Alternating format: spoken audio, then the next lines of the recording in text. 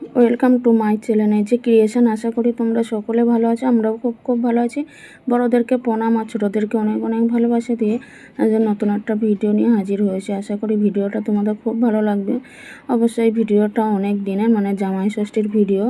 তো সকাল থেকে খুব উৎসাহ ছিল যে জামাই ষষ্ঠীতে যাব, তো বেরিয়েও গেলাম। সব ছেলে মেয়ে কিংবা মায়েদের একটা আশা থাকে, মেয়ে জামাইদের, তারপর শ্বশুর শাশুড়িদের একটা আশা থাকে যে জামাইরাও আসবে আর আমরাও মেয়ে জামাইরাও যাবে, শ্বশুর শাশুড়ির খুব আনন্দ লাগে। সেই মুহূর্ত নিয়ে আমরাও বেরিয়ে পড়েছিলাম। সকাল দিয়ে সত্যি খুবই আনন্দের মুহূর্ত আমাদের দিনগুলো কেটেছিল। তো এখন যাচ্ছি বাস ধরার অপেক্ষায় বা বাসে ওঠার অপেক্ষায় আছি। সকাল সকাল কিন্তু সমস্ত বাসি কাজ সেরে ঘরে পুজো টুজো দিয়ে তারপরে কিন্তু বেরিয়েছিলাম। আশা ছিল না এবারে জামাই ষষ্ঠীতে যাবার, কিন্তু কী বলতো বাবা মা তারপর দিদিরা খুবই উৎসাহ করে লেগেছে যে না যেতেই হবে, এবার আমরা না গেলে কেউ যাবে না, এরকম একটা সবাই জেদ ধরে বসেছিল। ওর জন্য যেতেও হলো। ইচ্ছা ছিল না সত্যিকারের কথা, এবারে জামাই ষষ্ঠীতে যাবার ইচ্ছা ছিল না। হয়তো গেছি বলেও কিছুটা বিপদ থেকে রক্ষাও পেলাম। জানি না কত বড় একটা দুর্ঘটনা ঘটে যেত যদি না থাকতাম সেই দিন ওখানে। তো সবাই মিলে খুব আনন্দের মধ্যে কিন্তু কাটছিল। তো তোমরা পুরো ভিডিওটা দেখতে থাকো, আশা করি তোমরা বুঝতে পারবে কতটা দুঃখজনক।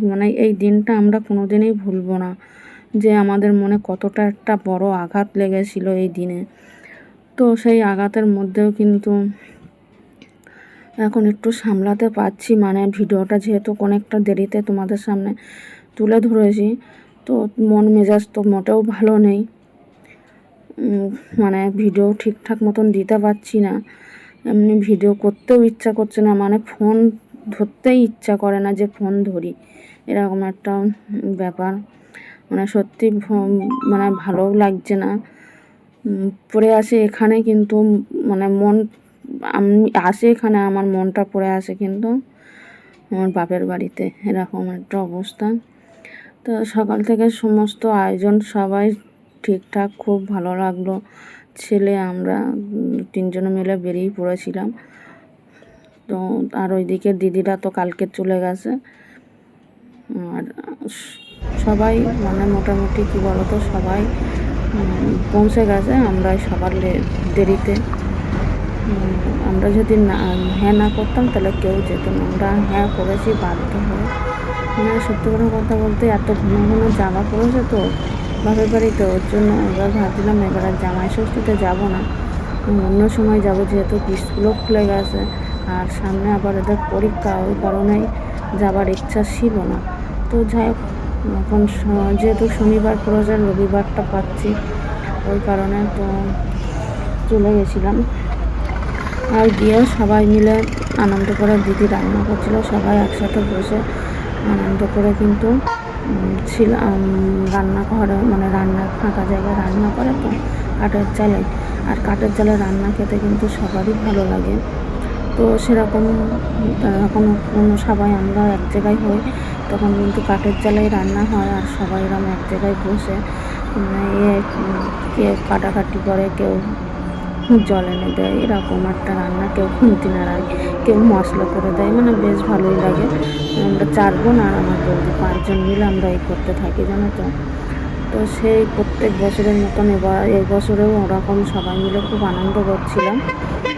আর করতে করতে বাবা দাড়ি গোঁফ কাটতে গেছিলো। কী বলবো, আমি এখন ভয়েসটা দিচ্ছি যেমন ভয়েসটা ঠিকঠাক মতন দিতেও পারছি না। বাবা দাড়ি গোঁফ কাটতে গেছিলো, আর সেদিন ছিল প্রচণ্ড গরম আর রোদ্দুর। তো দাড়ি গোঁফ কাটতে কাটতে গিয়ে বসেছিল, ভিড় ছিল তো বসে থাকতে থাকতেই বাবা সান স্টপ করলে। বাবা ওখানে তখনও বুঝতে পারিনি যে আমার বাবা যে অত বড় একটা ঘাত খেয়েছে। বাবা বাড়ি এসে সাইকেল চালিয়ে গেছিলো। ওই অবস্থায় সাইকেল চালিয়ে বাড়ি এসে আমাদেরকে বলছে আমার না হাত ঝিনঝিন করছে আর আমার পেটের মধ্যে কেমন হচ্ছে। এবার আমরা ভাবছি হাত ঝিনঝিন, পা ঝিনঝিন, বাবা তো সারাক্ষণই বলতে থাকে। তো বাবার অনেক রকমের প্রবলেম দেখা দিয়েছে। আমরা জানি যে যারা নেশাভান করে তাদের নাকি রোগ ধরা পড়ে, মানে সমস্ত রোগ হয়, কিন্তু আমার বাবা কোনো নেশাভান করে না, তার সত্ত্বেও শরীরে কোনো জিনিস ভালো নেই, সবটাই একদম অকেজো হয়ে গেছে, সব কিছুই মানে কিছুই একটু একটু করে ধরা পড়েছে, নানান রকম রিপোর্টও করা হয়েছিল। তো যতটুকু ভিডিও করেছিলাম ততটুকুর মাধ্যমে কিন্তু তোমাদেরকে এই ভিডিওটার মাধ্যমে বাবার কথাটাই শেয়ার করছি। তো তারপরে তো আমরা বাসের জন্য দাঁড়িয়েছিলাম আর বাসে উঠে গেছি, সেটাই একটু ভিডিও করেছিলাম। তো যাই হোক, অনেক কথাই বলার আছে এখনও, এইসবে গুরুত্ব দিচ্ছি না এখন। তো বাবার সানস্ট্রোক করলো, এবার বাড়ি এসে তারপরে খাবার দিচ্ছি, অর্ডার দিচ্ছি, খেতেই চাচ্ছে না, বলে না আমার কিছু ভালো লাগছে না। আর এই দেখো, যে আমরা সবাই মিলে একসাথে কিন্তু বসেছিলাম, তখনও কিন্তু আমরা বুঝতে পারিনি যে এরকম। এদিকে আমার বড়দি, ওই যে বৌদি, তারপর আমার মেজদি, আর ওই যে আমার সেজদি, আর আমি এই যে মানে পরপরই সবাই বসে আছি, কিন্তু একদম বড় থেকে ছোট। আর ওইদিকে আমার মা হচ্ছে আম পাড়ছিল গাছ দিয়ে। তো এই যে বড়, আর মাঝখানে ওই যে বৌদি বসে আছে, দিদির খুন্তি নাচছে। তো আমরা এরকম 5 জন যখনই এক জায়গায় হই, 5 জন সবাই মিলে একসাথে আনন্দ করা হয়, জানো তো। তো এবার যেটা বলা, তো তখনও বাবা মানে বুঝতে পারিনি তখন, কিন্তু এখন এই সময়টা বাবা তখন চলে এসছে। তো বাবা তখন বাড়ি এসে বলা তো এরকম, তো আমরা বুঝতে পারছি না। তারপরে ডাক্তার দেখা হলো, ডাক্তার আসলো, আসার পরে সে একটা প্রেশার চেক করলো, প্রেশারও হাই, তারপরে ওষুধ দিয়ে গেল, গ্যাসের ওষুধ দিল, এইসব খেলো, একটা ইঞ্জেকশনও দিয়ে গেছে। তো ওই করতে করতে মানে রাতটাও পেরিয়ে গেল, রাতেও বাবা ভাত খেতে চাচ্ছে না, মানে কিছুই খেতে চাচ্ছে না, বলে আমার কিছুই ভালো লাগছে না। তারপরের দিন সকালবেলা, মানে জামাই ষষ্ঠীর দিন সকালবেলায়, পরের দিন সকালবেলা রবিবার ছিল, সেদিন বাবা টাকা দিয়েছে, 1000 টাকা দিয়েছে, মা মানে সবাই মিলে, আমরা যখন বাড়িতে যাই না, আমাদের সবাই মিলে মানে খরচা করেই পুরো এটা আনন্দটা করি। কেননা আমাদের সবারই আহামরি কিন্তু আমাদের কোনো ইনকাম নেই, দিন আনা দিন খাওয়া, যেমন ইনকাম তেমন কিন্তু খাওয়া। ওর জন্য যখনই এক জায়গায় হই সবাই মিলে মানে বাজার ঘাট করা হয়, এরকম একটা ব্যাপার। তো সেই রবিবারটাও সেই একই রকমভাবে বাজার ঘাট করে সবাই মিলে এক জায়গায় খাওয়া দাওয়া।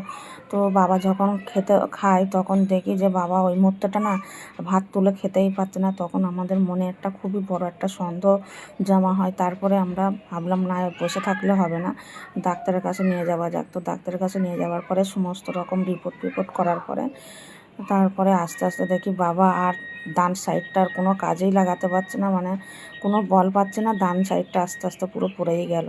তারপরে এই করে দিনটা কেটে গেল, ডাক্তার রিপোর্ট সব কিছু করা হলো, এখন সেই একই রকমই আছে, জানি না কী পরিবর্তন হবে। তো পরের ভিডিওতে তোমাদের সাথে জানাবো।